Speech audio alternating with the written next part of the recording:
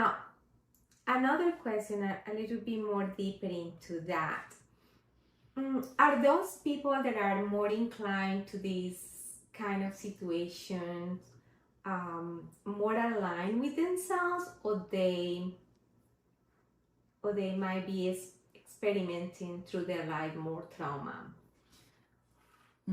That's a good question. I can't really answer that in like, I don't know what the research is. I can only speak from experience. So my experience is that people who are usually in the kink scene, you know, so interested in bondage, domination, submission, and pain, they have a higher level of awareness of their body and communication, because they need to be able to be present enough to communicate if it's not working for them. Yeah, so they have a conversation, they say, okay, and they call it a scene. In this scene, it's going to last an hour. This is what I want. I want you to tie me up, to blindfold me, to pour wax on my body, and to spank me, for example. And if I'm not enjoying, then I'm going to use the traffic light system as our what's it called? I forgot the word. It's like so for you to stop. So green means keep going. Yellow means pause. Let me reassess. And red means stop immediately. Safe word. It's called a safe word. And so they are more aware, because also the person who is doing the thing, they need to be present to check in with this person, because this person is powerless in that moment. So you are their responsibility. Versus when we are not engaging in play like that, we don't tend to be as present, because we just go into autopilot and, okay, I'm going to get together with this person, we're going to make out, we're going to take clothes off, we're going to kiss here and there, lick here and there, and then just follow the script. Versus with fetishes is very specific.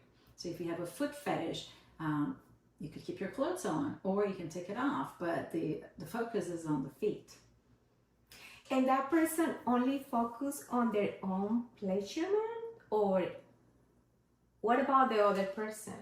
Then again, it's a conversation that two people need to have, because sometimes it is, I do it to you and you let me do it to you. And so you're receiving, but I also get pleasure from receiving. And sometimes is a mutual thing. So it depends. Ultimately, as long as everyone is in agreement to what is taking place, who cares? So, okay, and now you mentioned that these people are very in tune, communicating what they want. Yes. Right? So that's one part of the trilogy, right? What about the other two parts? Well, two parts are connected there. The communication is the brain, yes, of course, and then the body, right? Yes. But there's nothing here. Yeah, I mean, I don't know. I can't really speak into that one. It's not my scene. I have a lot of friends who are into it. I also host play parties every now and again, and so I've been in a lot of those spaces, but I personally am not turned on by that. I watch and I go, okay, whatever floats your boat, if you're having fun. When I see people coming out of a scene really in a blissed out state, it works for them. So who am I to say, oh, they're not connected to their soul, right? So I personally haven't had that experience, because it's not my cup of tea. Pleasing for you. But for my friends and the people that I've witnessed in that state, they are blissed out and super happy. And this is this other group of people, polyamorous, right? I have heard a lot about those lately. Is it the same situation that they like to swing their partners? So those are two different things. So swingers are usually married couples or people in long-term relationships that go out to clubs or to meet other couples specifically to have sex, not to be friends with them, not to go and hang out, and it's strictly to Saturday night, 7 p.m., let's go out for drinks and get a hotel room in town and enjoy. That's it. Yeah. And then maybe we meet in 6 months time. Maybe it's a, once in a lifetime type of thing. Thank you, see you later, never again. Polyamorous is different because people who are polyamorous, they are in relationship with multiple people. But when I speak of relationships, they are not necessarily in sexual relationships with all these people. Because if you think about it, when it comes to friendships, we have friends that are into movies, friends that are into sports, friends that are into dancing and clubbing, and right. So we have different groups of friends for different things. And when it comes to relationships, we expect that one person to tick all the boxes, and how dare they not? And so polyamorous people are, in my opinion, a little bit more advanced because they know that, and then they're like, right, so this one partner is not going to tick all my boxes, but I'm going to tell them that, and then the partner knows, and they are both in agreement. And then, so one person is what they call, usually, their nesting partner, so their main partner, the one they live with, and then they may have, another person satellite partners. and yes, and that as well. Satellite partners. There are all sorts of labels that I am no pro in them. I know some of it because I am non-monogamous. I don't particularly consider myself to be polyamorous because I don't need a secondary relationship. I do have lovers in other countries, so when I travel, it's like, hey, buddy, let's hang out, have a good time, see you next time. But for polyamorous people, they are emotionally invested with more than one person. They're not necessarily sexually invested in other people, but they are all emotionally invested in each other.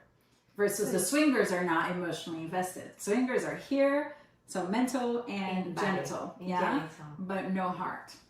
Not that they're bad people, like, oh, you're so heartless, but there's no emotional intimacy. I am not here, and we are not here judging anybody. We're just wanted to have this conversation because I think it's a very interesting topic, and all that is valid. As long as everyone is consenting, who are we to judge?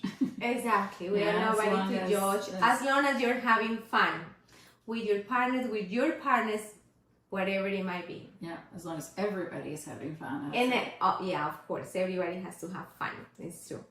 So anyway, how to maintain, besides the communication, how to maintain a healthy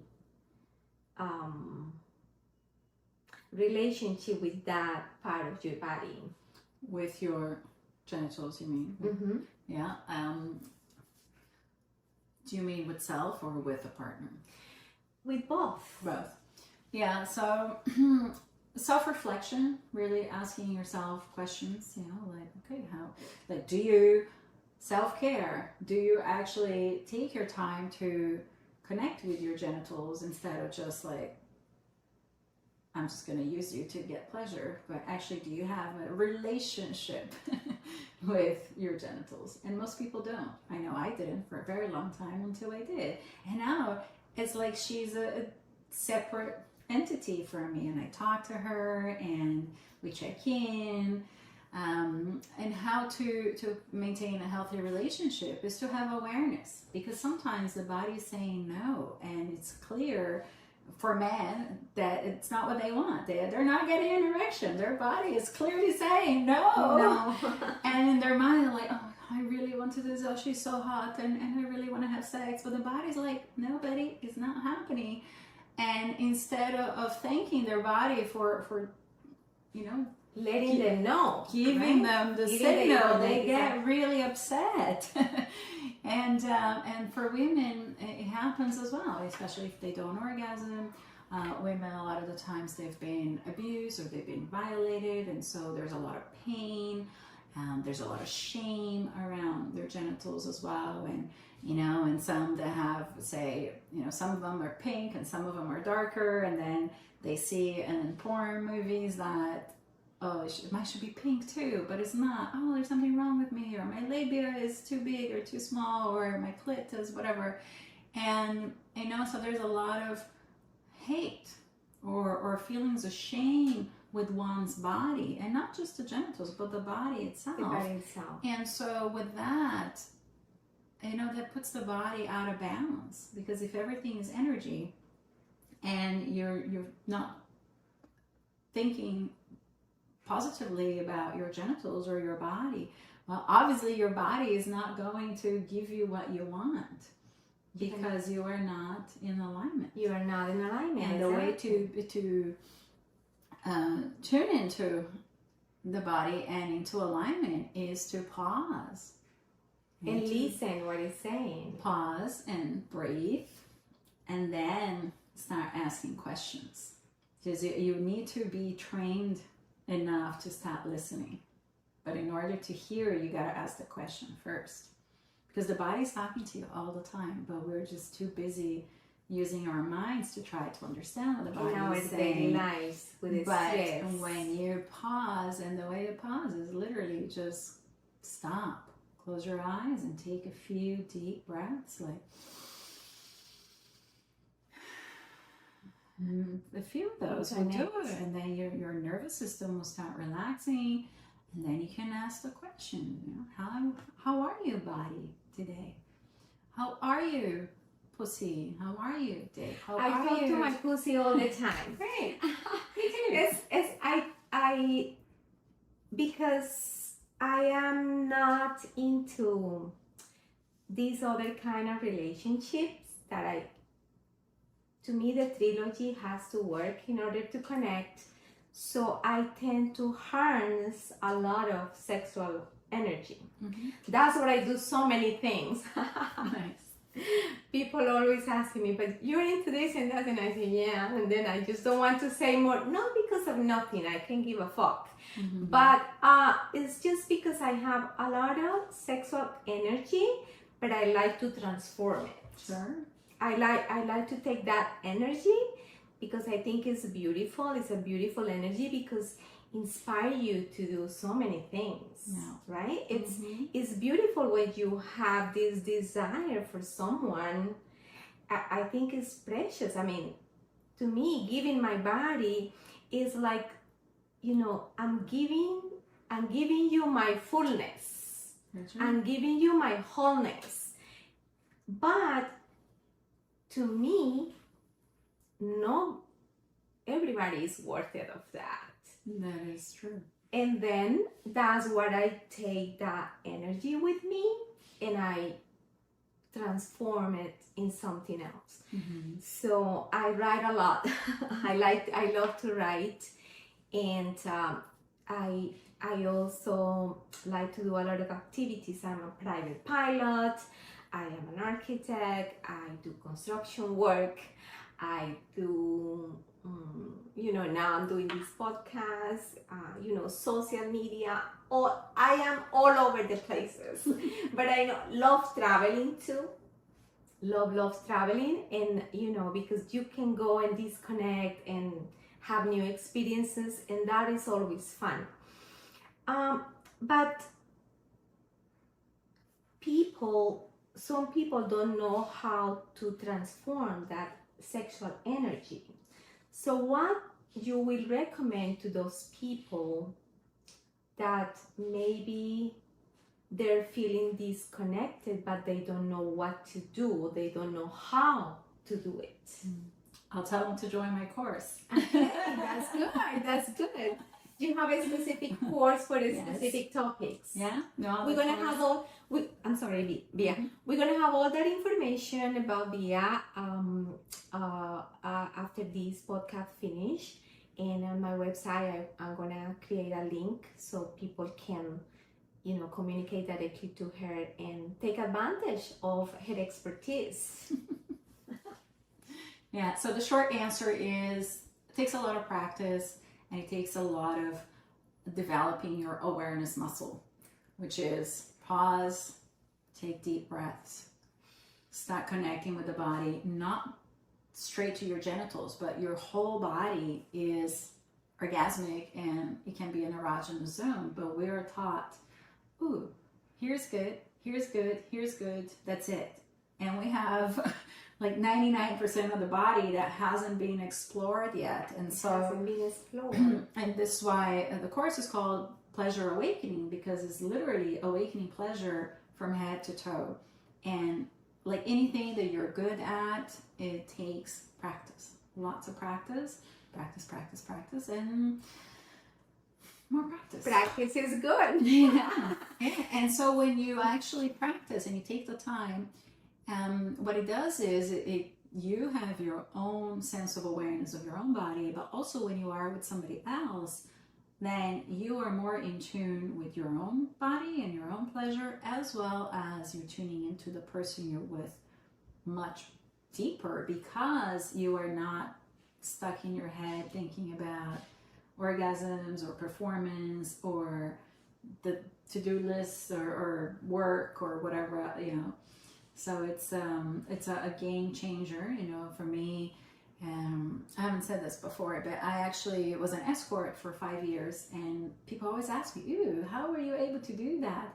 And I said, because I was so disconnected from my body that I didn't feel anything. So to me, it was just like nothing. But when I started connecting with my body, when I learned these practices, my body was like, hell no, we're not doing this anymore. And I was like, what do you mean? Like, the money is good. And the body is like, I'm out of here. Hell no, no more. And then I had to stop. I had so much fun doing that job. But once I became embodied, my body was like, no way, Jose. I have heard another expressions about that I remember a friend of mine long time ago in Colombia. She told me once that she didn't love her body, and that's why she was giving her to so many people. Yeah. And she said that she went to a retreat when they were taught how to love your body and to take, you know, yeah, like to take the relationship to your body to another level.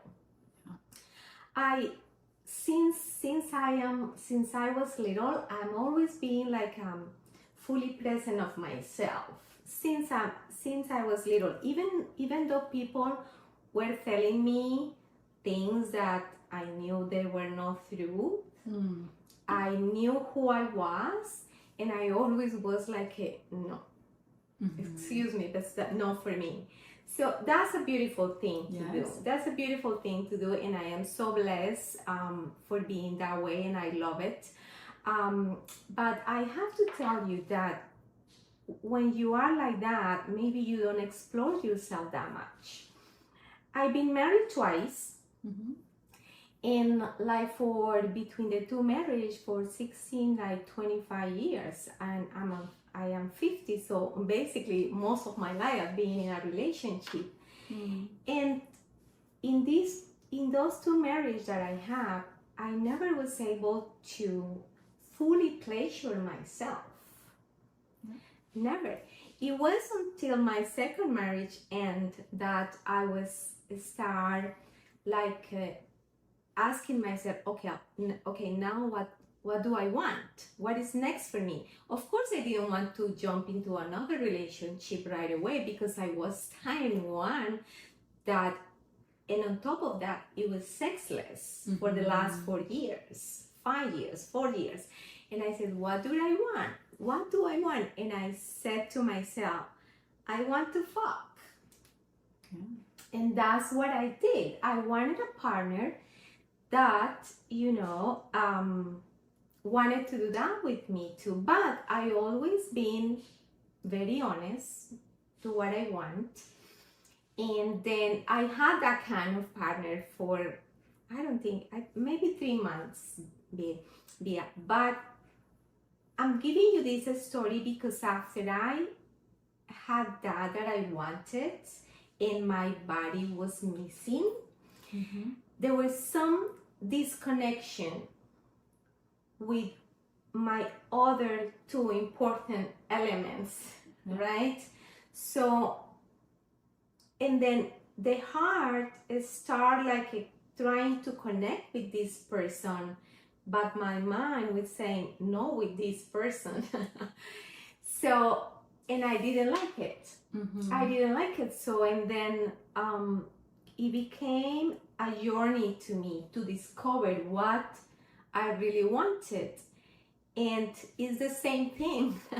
I love family. I love this like traditional life, but I understand that the marriage is not for the whole life. It might be for some people, but I just want to say that marriage is good until it lasts and it makes you happy. It makes both of you happy.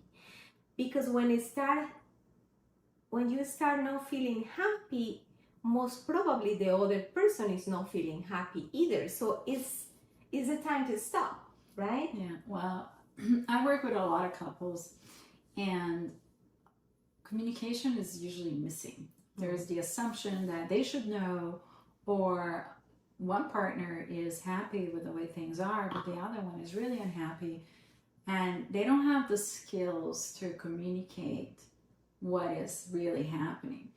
And you can't blame them, because we don't go to school on how to have a healthy relationship. Our relationship models in society in general, and for most people, is dysfunctional. And you're from Colombia, and I grew up in Brazil, and with soap operas, and we used to watch Mexican telenovelas, and the drama and the dysfunction and the relationships, and Hollywood as well, and so people don't have a healthy imprint of having the difficult conversations without losing their temper, or without going silent treatment or throwing things, and so the point is, I see in my practice that most couples, that there's still love, but they're too hurt emotionally, and they don't know how to deal with their emotions, and they don't have the tools to communicate what's really happening. And then there's the assumption and the expectation that they should know. It's trauma. To me, it's trauma. It is. But they don't know that. I know they don't know that, and they should know better. No, they should. No, I don't think they should know. I mean, we don't know. I didn't know I had that depth of trauma until less than 10 years ago, because I grew up with dysfunction, and when you grow up in that way, it's normal. So you assume that everybody is like that, but it's not. It's not. I think two important things to me is, first of all, to be very present all the time, being aware of where you are, your environment, and to whom you are with. That's very important. Presence and being in the now is the most important thing. Now, there is another situation with people's egos. So when you are not present in the moment, and is when your ego take the command, right? So, and that's some people, instead of, because usually when you are totally present and aware, you easily express your feelings. Yes. But if you let the ego get the command, then you say, no, I'm not going to say this because this person might think this. I'm going to go this way or this and that. Yes. So, and a lot of people are like that. Yes. I would say 95% of the people, without mistake. I'd say 99%. Okay. I just want to be the 1%. But I think the ego, it's like a wall. It's a blockage for most people. So can you tell me more about what do you think about this ego situation in men?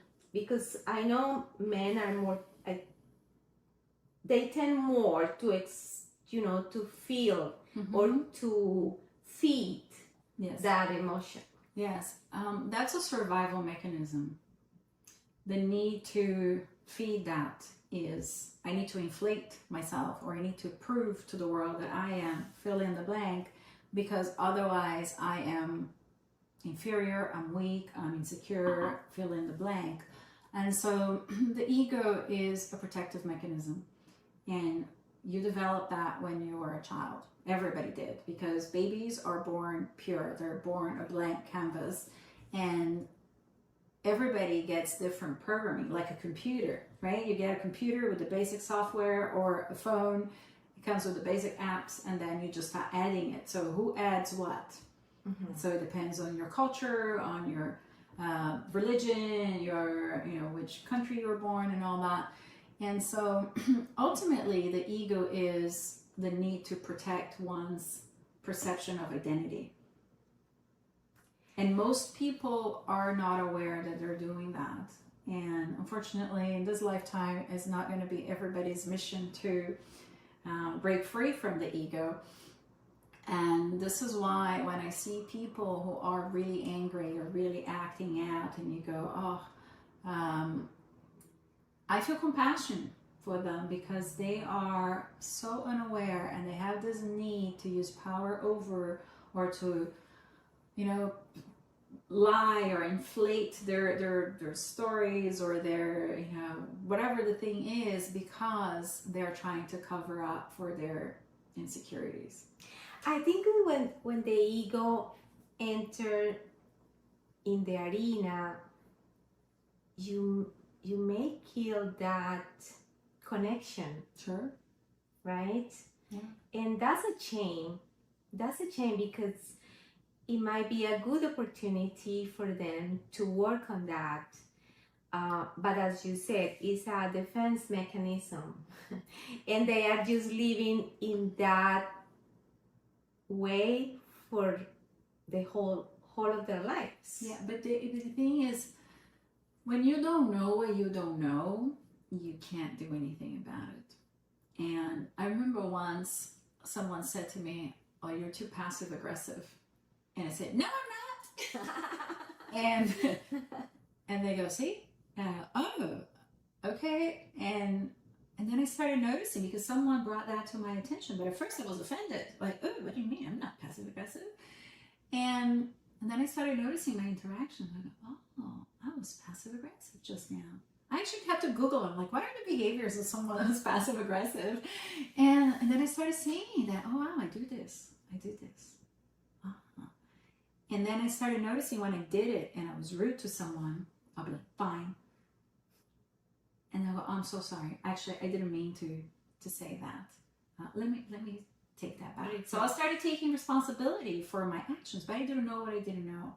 So a lot of people who are inflating their egos, or that need to prove themselves, or they don't know that they're doing that, because ultimately there's nothing to prove. There's no everything is fine. Everything you do is fine. Yeah. To me, nowadays everybody is putting a label or giving a name to anything and everything. Mm-hmm. But sometimes, if you are fully present and you feel or you express yourself in a certain way, it's maybe because that person needs to hear it that way. Is what I think. Can you give me an example? Yes.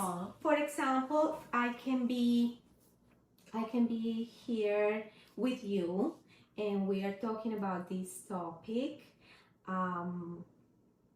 And then I can say, no, that's not a good example. This can be recorded anyway and could and edit it. Mm-hmm. I wanted to, for example, with your brother. Mm-hmm. Your brother, to me, he's such a good fella. But he's so messy. Yes. Right? Yes. And then I have to tell him, I don't want to go and visit you because your apartment is a mess. I don't want to be there.